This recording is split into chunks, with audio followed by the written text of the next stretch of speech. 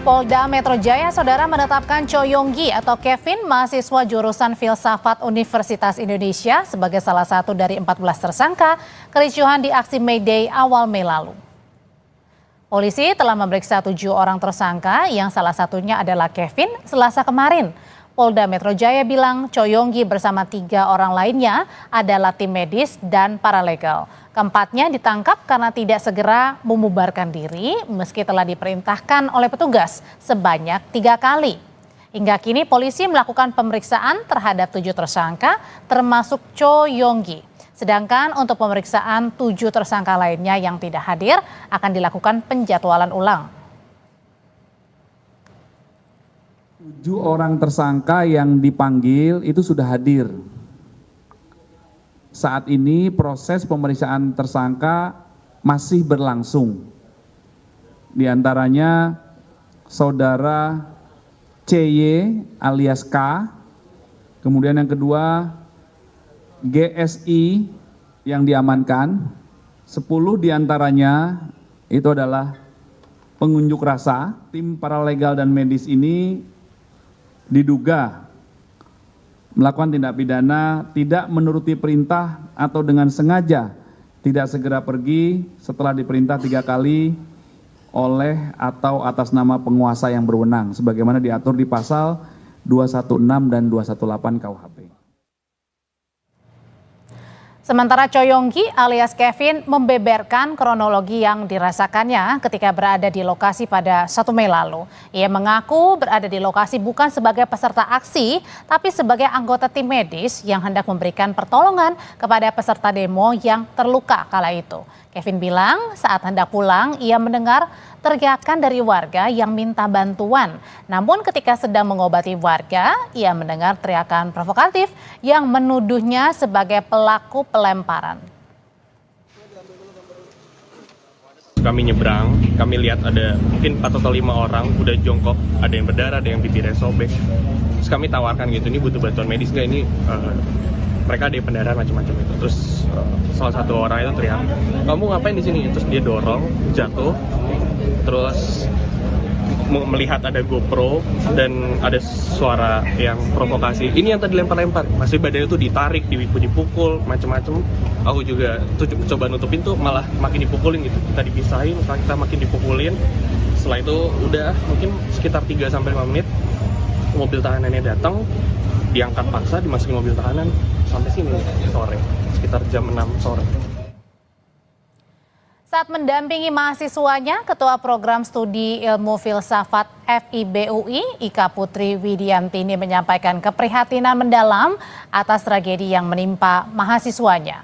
Ia menyebut akan mendampingi Cho Yonggi yang telah ditetapkan sebagai tersangka oleh polisi. Ika Putri kembali menegaskan Cho Yonggi adalah tenaga medis dengan atribut yang lengkap saat ditangkap.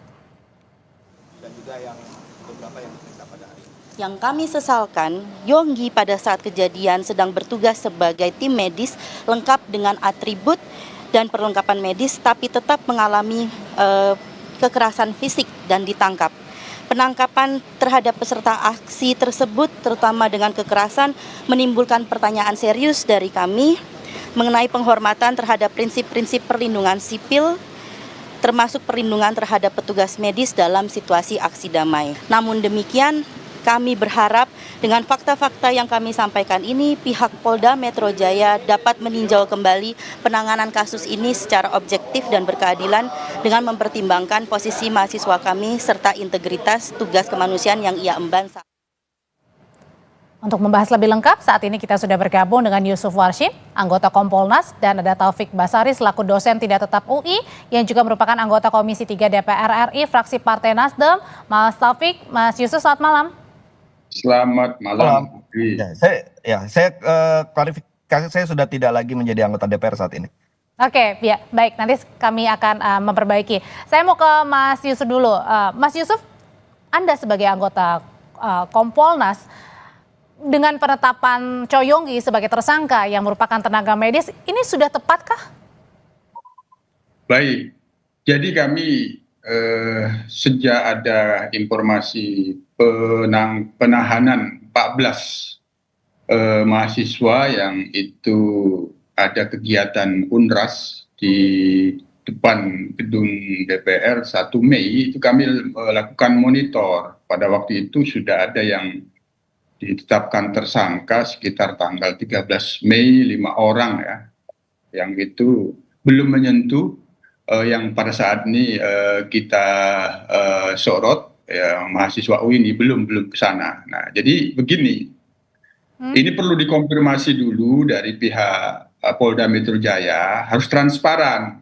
Kalau memang ada pelaporan, disampaikan ada pelaporan, sehingga ini harus jelas. Gitu. Kalau memang tidak ada pelaporan, tentu ya sebaiknya mahasiswa-mahasiswa yang sudah dilakukan penahanan itu dilakukan pembinaan agar apa yang dimaksud kegiatan unjuk rasa itu tidak dilakukan pro justisia. Ya, kalau tindak pidana kan pasti dua unsurnya, perbuatannya sama motifnya. Nah, ada perbuatan.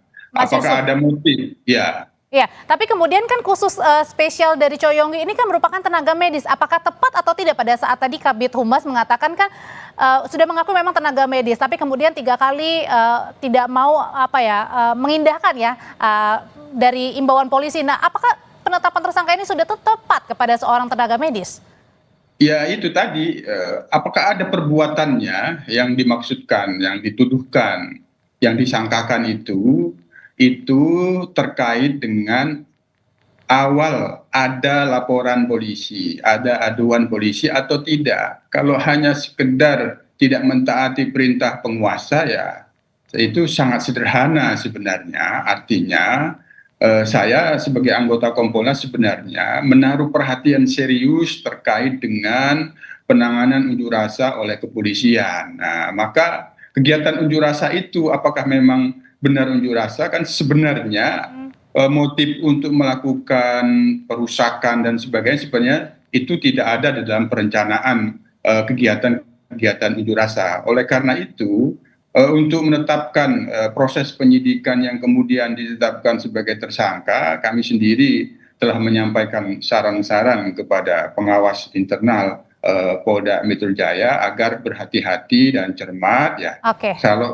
Kalau inginnya ya diamankan, dilakukan pembinaan, tidak sampai ke proses meja hijau. Itu yang kita harapkan sebagai komitmen kita negara demokrasi, di mana kebebasan menyampaikan pendapat itu adalah dijamin konstitusi, meskipun ada hal-hal yang itu tidak sesuai dengan niat awal unjuk rasa, itu tugas kepolisian untuk melakukan pembinaan agar unjuk rasa itu baik sesuai dengan undang-undang itu. Nah, saya mau kembali lagi, kalau gitu saya mau ke Mas Taufik. Mas Taufik, saya mau kembali kepada saat peristiwa 1 Mei. Pada saat itu sebenarnya Choi Yong-gi ini, mahasiswa ini yang juga merupakan tenaga medis, sebenarnya sedang apa? Dan apakah benar terlibat dalam orasi yang kemudian tidak mengindahkan peringatan polisi? Jadi Choi Yong-gi atau Kevin hadir dalam aksi May Day itu sebagai relawan tim medis ya, bersama beberapa relawan tim medis lainnya. Dan ketika hadir dalam aksi May Day itu, Choi Yong-gi menggunakan atribut-atribut sebagaimana layaknya tim medis. Jadi memakai helm dengan ada cross kuning di atasnya, kemudian di dadanya juga ada lambang cross, kemudian juga di dalam tasnya juga berisi perlengkapan medis ya, obat-obatan. Jadi atributnya lengkap ya sebagai tenaga medis ya? Jadi atributnya lengkap, bahkan juga di belakang badannya itu juga ia membawa bendera medis ya. Jadi dari jauh pun sudah pasti akan terlihat bahwa ia memang bagian dari tim medis. Namun sayangnya ketika hendak membantu orang-orang yang sedang terluka, lalu mengalami kekerasan juga Choi Yong-ginya dan ditangkap ya. Awalnya kami mengira bahwa mungkin hanya diperiksa saja ya untuk hari itu.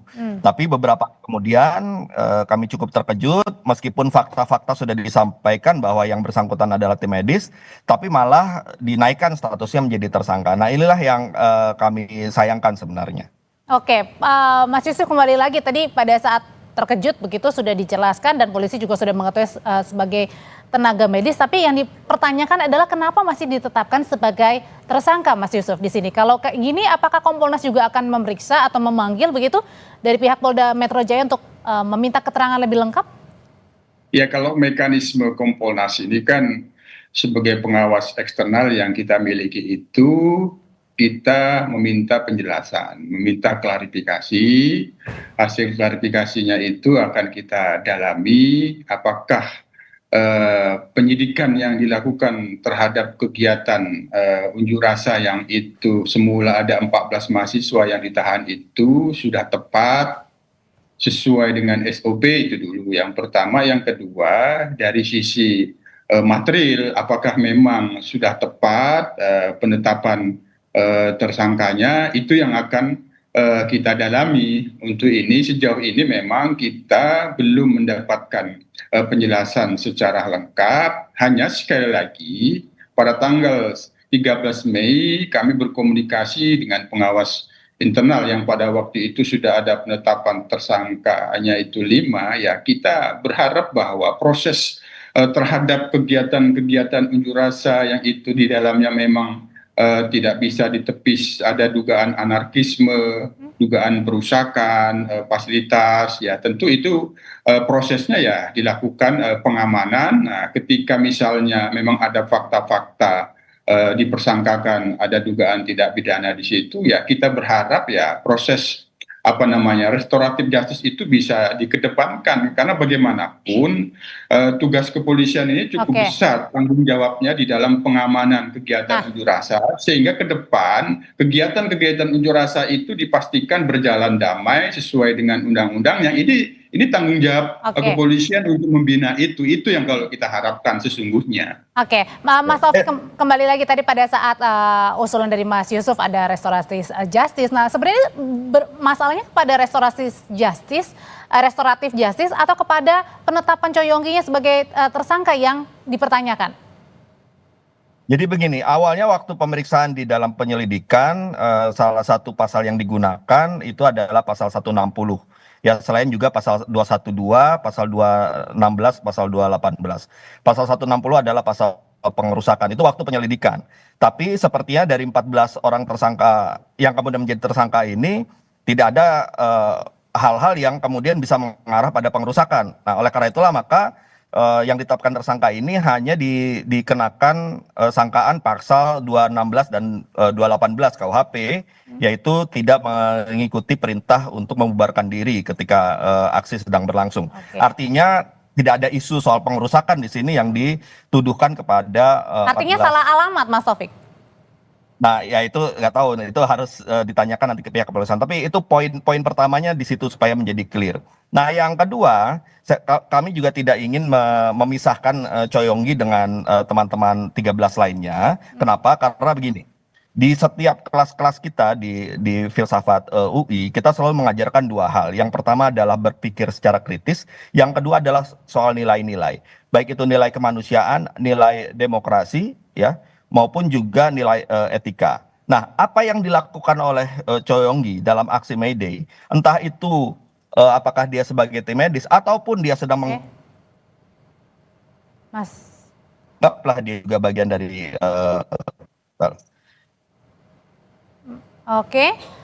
Mas Taufik. Iya, silakan Mas Taufik. Masih tersambung? Iya, silakan. Oke.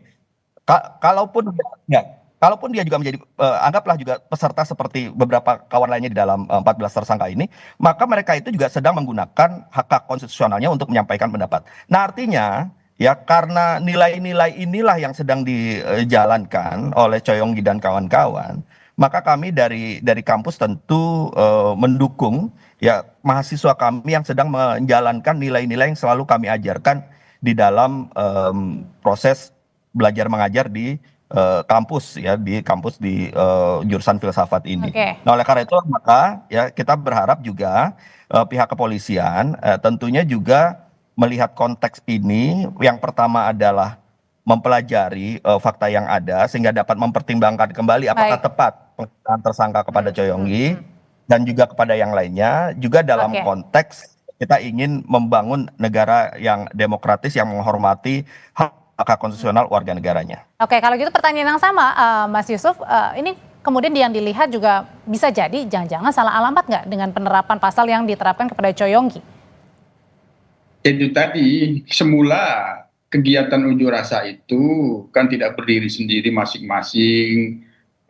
Bagaimana kronologi penahanan terhadap 14 orang yang itu melakukan kegiatan unjuk rasa pada 1 Mei itu, yang kita bahas pada saat ini kami duga itu bagian dari yang 14 orang yang ditahan itu. Jadi tidak berdiri sendiri. Kami melihatnya sebagai pengawas, tidak berdiri sendiri masing-masing. Sekali lagi di dalam proses penyidikan terhadap aksi unjuk rasa yang kemudian itu diduga ada tindak pidana, ini tantangan bagi Polri di dalam komitmennya membangun negara demokrasi yang di dalamnya dituntut menghormati hak asasi manusia. Oleh karena itu, kami selalu memberikan saran, ketika pun dilakukan prostitusi ya penyidikan, ya kita harapkan tidak sampai ke meja hijau, ada proses-proses dan upaya restoratif justice yang tentu itu dalam rangka bagaimana membina teman-teman mahasiswa ini, adik-adik mahasiswa ini agar ke depan melakukan kegiatan unjuk rasa itu betul-betul bisa berdamai, aspirasinya jelas, terbebas dari tindakan-tindakan yang anarkisme. Jangan sampai gara-gara tidak menjalankan mematuhi perintah kepenguasa yang berwenang kok kemudian ditetapkan tersangka. Itu sangat sederhana sekali. Itu yang kita harapkan tidak terjadi demikian. Terima kasih Mas Yusuf Warsim, anggota Kompolnas, dan ada Taufik Basari, dosen tidak tetap Universitas Indonesia. Terima kasih, selamat malam Bapak-Bapak. Terima kasih Mas Taufik. Setelah ini saudara, kami hadirkan informasi dari jemaah haji Indonesia mulai berdatangan ke Arafah untuk rangkaian puncak haji. Lalu bagaimana kesiapan fasilitas bagi para jemaah, kita bahas bersama rekan saya, Radisa Putro.